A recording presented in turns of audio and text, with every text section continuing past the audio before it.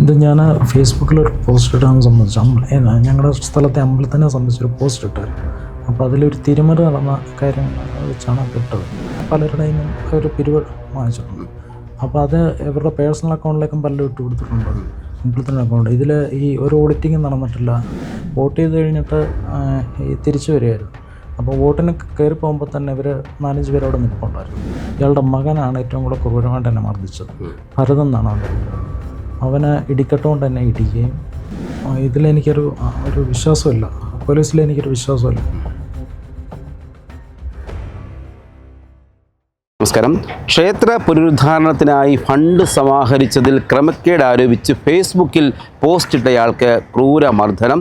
ചെങ്ങന്നൂർ ബുധനൂർ ഗ്രാമം ഒടുവിരുത്തി ശ്രീകൃഷ്ണസ്വാമി ക്ഷേത്രത്തിലെ ഫണ്ട് സമാഹരണവുമായി ബന്ധപ്പെട്ട് ക്രമക്കേട് ആരോപിച്ച് ഫേസ്ബുക്ക് പോസ്റ്റിട്ടതിനാണ് ബുധനൂർ സ്വദേശിയായ മനോജ് കുമാറിന് നേരെ ഒരു സംഘം ആളുകളുടെ മർദ്ദനമുണ്ടായത്. ബുധനൂർ സ്വദേശികൾ തന്നെയായ അച്ഛനും മകനും അടങ്ങുന്ന 4-അംഗ സംഘമാണ് മർദ്ദിച്ചത്. ക്രൂരമായി മർദ്ദനമേറ്റ മനോജ് കുമാർ ഇപ്പോൾ സ്വകാര്യ ആശുപത്രിയിൽ ചികിത്സയിൽ കഴിയുകയാണ്. ജില്ലാ പോലീസ് മേധാവിക്ക് അടക്കം പരാതി നൽകിയതിൻ്റെ അടിസ്ഥാനത്തിൽ ഇപ്പോൾ പോലീസ് 4 പേർക്കെതിരെ കേസ് രജിസ്റ്റർ ചെയ്തിട്ടുണ്ട്. എന്നാൽ ഈ പ്രതികളെ സംരക്ഷിക്കുന്ന സമീപനമാണ് പോലീസ് സ്വീകരിക്കുന്നതെന്നാണ് മനോജ് ഇപ്പോഴും ആരോപിക്കുന്നത്.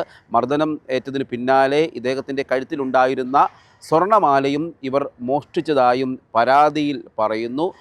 ഇപ്പോൾ സ്വകാര്യ ആശുപത്രിയിൽ ചികിത്സയിൽ കഴിയുന്ന മനോജ് ഈ വിഷയത്തിൽ നമ്മളോട് പ്രതികരിക്കുന്നത് കേൾക്കാം. എന്താ ചേട്ടാ സംഭവിച്ചത്? ഇത് ഞാൻ ഫേസ്ബുക്കിലൊരു പോസ്റ്റ് ഇടാൻ സംബന്ധിച്ച് ഞങ്ങളുടെ സ്ഥലത്തെ അമ്പലത്തിനെ സംബന്ധിച്ചൊരു പോസ്റ്റ് ഇട്ടായിരുന്നു. അപ്പോൾ അതിലൊരു തിരുമറി നടന്ന കാര്യം വെച്ചാണ് ഇട്ടത്. അപ്പോൾ ഇതിലെ ഭാരവാഹികളായിട്ടുള്ള ആൾക്കാർ അതിൽ എന്നെ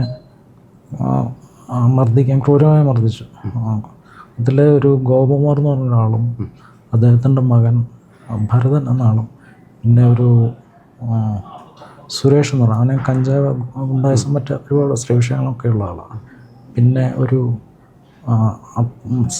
അപ്പായി സതീഷ് അവൻ്റെ പേര് സതീഷ് കൃഷ്ണൻ എന്നാണ്. അവനും ഈ ഗോപകുമാറാണ് അമ്പലത്തിൻ്റെ പ്രധാന ഭാരവാഹികൾ. പിന്നെ ഒരു ശശിധരൻ നായരുണ്ട്. അയാളാണ് ഗൂഢാലോചനയിൽ മെയിനായിട്ട് പങ്കെടുത്തത്. ഈ ക്ഷേത്രത്തോട് ബന്ധപ്പെട്ട് സാമ്പത്തിക ക്രമക്കേടാണോ ആരോപണം ഉയരുന്നത്, പരാതി വരുന്നുണ്ടോ? അതെ, അതായത് കണക്കെ കൂടുതൽ പൈസ വെള്ളത്തിൽ നിന്നും പിരിച്ചിട്ടുണ്ട്. എന്തിനുമില്ല ഈ അമ്പലം പുനരുദ്ധാരണത്തിൻ്റെ പേര് കൂടുതൽ പൈസ പിരിച്ചു. ഇപ്പോൾ ഒരു 13 വർഷമായിട്ട് നടക്കുന്ന കാര്യങ്ങളാണ്. അപ്പോൾ ഇത് ഈ നാട്ടിലുള്ളവരും പുറത്തുള്ളവരും വിദേശത്തുള്ളവരും ഇവിടുന്ന് കല്യാണം കഴിച്ചു വിട്ടവരും അങ്ങനെ പലരുടെയും നിന്നും അവർ പിരിവ് വാങ്ങിച്ചിട്ടുണ്ട്. അപ്പോൾ അത് ഇവരുടെ പേഴ്സണൽ അക്കൗണ്ടിലേക്കും പലരും ഇട്ട് കൊടുത്തിട്ടുണ്ട്. അമ്പലത്തിൻ്റെ അക്കൗണ്ട് ഇതിൽ ഈ ഒരു ഓഡിറ്റിങ് നടന്നിട്ടില്ല, കണക്കൊന്നുമില്ല. അപ്പോൾ ഇതൊന്ന് ചോദ്യം ചെയ്ത് മാത്രമേ ഉള്ളൂ. ഞാൻ ജസ്റ്റ് ഒരു പോസ്റ്റ് ഇട്ടുള്ളൂ. പക്ഷേ ആൾക്കാർ ഇതങ്ങ് ഏറ്റെടുത്തതിന് ഇപ്പോൾ ഒരു അപ്പോൾ ഇത് എങ്ങനെയാണ് നാട്ടുകാരുടെ എങ്ങനെയാണ് കമ്മിറ്റിയാണോ ക്ഷേത്രത്തിൻ്റെ ചുമതലയുള്ളത്? ക്ഷേത്രത്തിൻ്റെ കമ്മിറ്റിയാണ്. പക്ഷേ അവരും അവരുടെ ഇഷ്ടക്കാരും പിന്നെ ഈ കണക്കിലൊന്നും വലിയ കാര്യമായി ശ്രദ്ധിക്കാത്തവരൊക്കെ മാത്രമേ കമ്മിറ്റിയിലുള്ളൂ. ചേട്ടൻ ഭാരവാഹിയായിരുന്നോ ഇതിൽ? സജീവമായി ഒരു 13 വർഷം മുന്നേ അവർ സജീവമായിട്ട് ഇതിലുണ്ടായിരുന്നു. പിന്നെ പതുക്കെ എന്നെ അവോയ്ഡ് ചെയ്തു, എന്നെപ്പോലെ പലരും അവോയ്ഡ് ചെയ്തു. അങ്ങനെ ആ കൂട്ടത്തിൽ ഞാനും അവോയ്ഡ് ചെയ്തു.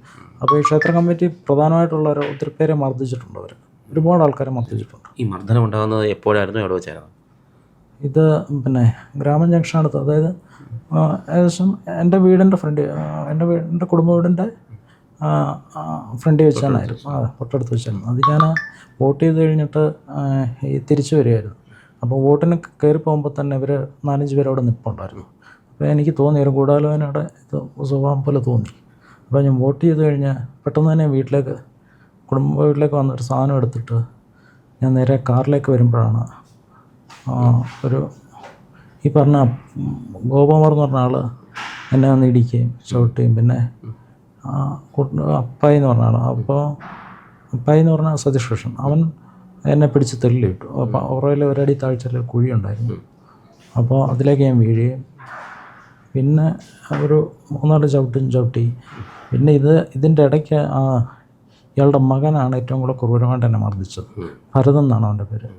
അവനെ ഇടിക്കട്ടുകൊണ്ട് തന്നെ ഇടിക്കുകയും പിന്നെ ഇവിടേക്കോ കുറേ ഇടിച്ചു. പിന്നെ കുറേ ചവിട്ടി കഴിഞ്ഞിട്ട് അപ്പം ഞാനെങ്ങനെ മരണം ഞാൻ ശരിക്കും മുന്നിൽ കണ്ടു.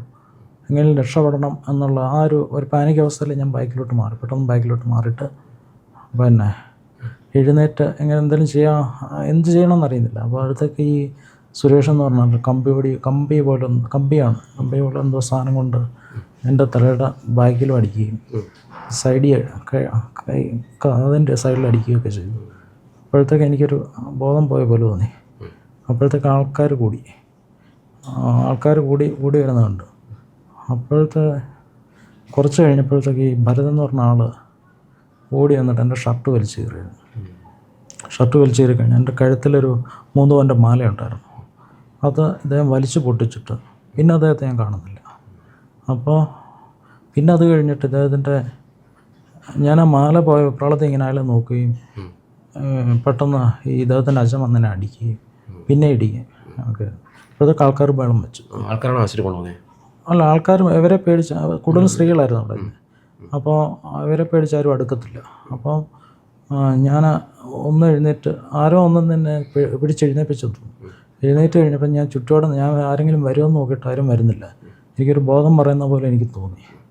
ഞാൻ പെട്ടെന്ന് എങ്ങനെയോ നടന്ന് വണ്ടിയുടെ അടുത്തിന്ന് എങ്ങനെ ഓടിച്ചെന്ന് എനിക്കറിയത്തില്ല. ഞാൻ എന്തായാലും ഗവൺമെൻറ് ഹോസ്പിറ്റലിലെത്തി. അവിടെ എത്തിക്കഴിഞ്ഞിട്ട് ഡോക്ടറിനെ പരിശോധിച്ച് കഴിഞ്ഞ് അപ്പം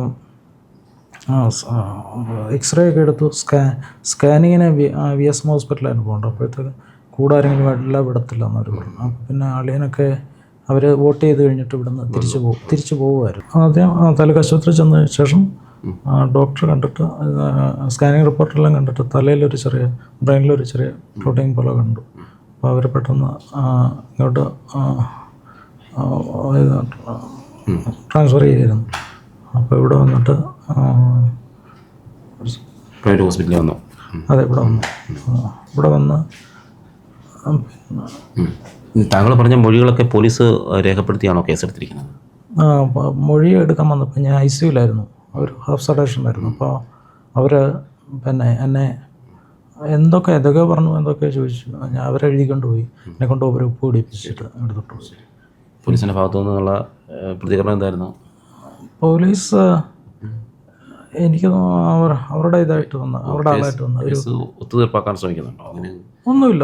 അവരൊന്ന് എന്തൊക്കെ എഴുതിക്കൊണ്ടുപോയി. കാര്യമായിട്ട് ഞാൻ അങ്ങോട്ട് ആവശ്യപ്പെട്ടൊന്നും എഴുതിയിട്ടില്ലെന്ന് എനിക്ക് തോന്നുന്നു. ഞാൻ എന്നെക്കൊണ്ട് വായിക്കാൻ പറ്റുന്ന സിറ്റുവേഷനിലല്ലായിരുന്നു ഞാൻ. അപ്പോൾ എന്നെക്കൊണ്ട് ഒരു ഉപ്പ് പിടിപ്പിച്ചിട്ട് അവരുണ്ട്. ഏതായാലും ജീവൻ തന്നെ തിരിച്ചു കിട്ടിയതൊരു ഭാഗ്യം എന്നായിരുന്നു. അതെ. ഇനി അതായത് തുടർന്ന് ആരും അവരെ ഈ ഇതിലൊന്നും ചോദ്യം ചെയ്തെന്നുള്ള രീതിയിലാണ് എന്നെ ആക്രമിച്ചിരിക്കുന്നത്. ശരിക്കും ഒരിക്കലും ഇനി ആരും സാമ്പത്തികമായിട്ട് ഒന്നും ചോദ്യം ചെയ്യരുത്. അവരുടെ സ്ഥിര വരുമാനമായി മാർഗമാക്കി മാറ്റാനുള്ള ശ്രമമാക്കുന്നുണ്ട് അമ്പലത്തിൽ. പിന്നെ നാട്ടുകാരും അവിടെ കാരണം സ്ഥിരം ഗുണ്ടകളാണ് അവർ. സ്ഥിരം ഗുണ്ടകളെന്ന് വെച്ചാൽ ഈ കൊലപാതക കുറ്റമടക്കം 7-8 കേസ് പ്രതിയാണ് ഈ ഗോപകുമാർ എന്ന് പറഞ്ഞാൽ. അപ്പോൾ അതുകൊണ്ടാരും എല്ലാവർക്കും ഭയമാണ്, നാട്ടുകാർക്ക് ഭയമാണ്. പിന്നെ നാട്ടിൽ തന്നെയാണ് ഇപ്പോൾ താമസിക്കുന്നത്. അല്ല, അവരുടെ ആ ശല്യം കാരണം ഞങ്ങളെല്ലാം അവിടെ പോയി. വോട്ട് ചെയ്യാൻ വന്നപ്പോഴാണ് കരുതി കൂട്ടി 2 മാസം മുന്നേ നടന്ന സംഭവത്തിൻ്റെ പേര് എന്നെ ഇപ്പം ആക്രമിച്ചത് വോട്ട് ചെയ്യാൻ വന്നതിൻ്റെ പേരിലാണ്. ഭയമുണ്ടോ? ഭയം അല്ല, ഇനി നാട്ടിൽ പോകാതിരിക്കുക എന്നുള്ള ആ ഒരു അവസ്ഥയിലൊക്കെ ആയിരിക്കുകയാണ് എൻ്റെ. കാരണം ജന്മനാട്ടിലേക്ക് പോകാതിരിക്കുക, അതാണ് ഇപ്പോഴത്തെ. അത് ഭയങ്കര ഒരു സങ്കടം ഉണ്ടാക്കുന്ന കാര്യമാണ്. പോലീസ് വളരെ വളരെ മോശം എന്ന് വെച്ചാൽ ഇവർക്ക് അനുകൂലമായിട്ടാണ് എൻ്റെ കാര്യം മാത്രമല്ല, നാട്ടിൽ എന്ത് പ്രശ്നം ഉണ്ടായാലും ഇവരുള്ള കാര്യമാണെങ്കിൽ ഇവർക്ക് അനുകൂലമായിട്ട് പോലീസ് എടുക്കത്തുള്ളൂ. അവർ എൻ്റെ മൊഴിയൊക്കെ എടുത്തതിന് ശേഷം ശരിക്കും അവർക്ക് അനുകൂലമായിട്ട് നിൽക്കുന്ന പോലെ എനിക്ക് തോന്നുന്നു. അപ്പോൾ ഇതിലെനിക്കൊരു വിശ്വാസമില്ല, പോലീസിൽ എനിക്കൊരു വിശ്വാസമില്ല. എനിക്കെന്നല്ല, എൻ്റെ നാട്ടിൽ താമസിക്കുന്ന ഒരുമാതിരിപ്പെട്ട ആർക്കും ഒരു ഇതുമില്ല. ഒരു സ്പെഷ്യൽ ബ്രാഞ്ചിലെ ഒരു ഉദ്യോഗസ്ഥനാണ് ഇവർക്ക് വേണ്ട എല്ലാ ഒത്താശകളും അവിടെ ചെയ്തു കൊടുക്കുന്നത്. അത് ഞങ്ങൾ 2ാമത് പരാതി SP-ക്ക് കൊടുത്തിട്ടുണ്ട്. അതിൽ ഇത് മെൻഷൻ ചെയ്തിട്ടുണ്ട്. ഈ സ്പെഷ്യൽ ബ്രാഞ്ച് ഉദ്യോഗസ്ഥനെ അവരെ സഹായിക്കുന്നുള്ള രീതിയിൽ തീർച്ചയായിട്ടും അവരുടെ ആളായിട്ട് നിൽക്കുന്ന ഒരാളാണ്. അപ്പം ഈ കേസിൽ നിന്ന് പിന്മാറണമെന്ന് അങ്ങനെയുള്ള സമീപിക്കുകയും ചെയ്തു. അതിന് ഞാൻ അങ്ങോട്ട് 1-2 കാര്യം, അതായത് ചെറിയൊരു ഇത് വന്നപ്പോൾ ഞാൻ അങ്ങോട്ട്, അതായത് SI ആയിരുന്നു മൊഴിയെടുക്കാൻ വന്നത്.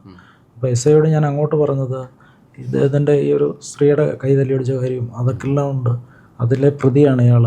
അപ്പോൾ അത് പിന്നെ അത് ഈ കേസുമായിട്ട് അത് ബന്ധമില്ലല്ലോ, അതുകൊണ്ട് അത് വേണ്ട. തന്നെയല്ല, എന്നോട് വേറെ പറഞ്ഞത് നിങ്ങൾ അയാളുടെ പേര് മെൻഷൻ ചെയ്തിട്ടുണ്ടായിരുന്നു ഫേസ്ബുക്കിലെന്ന് ചോദിച്ചു.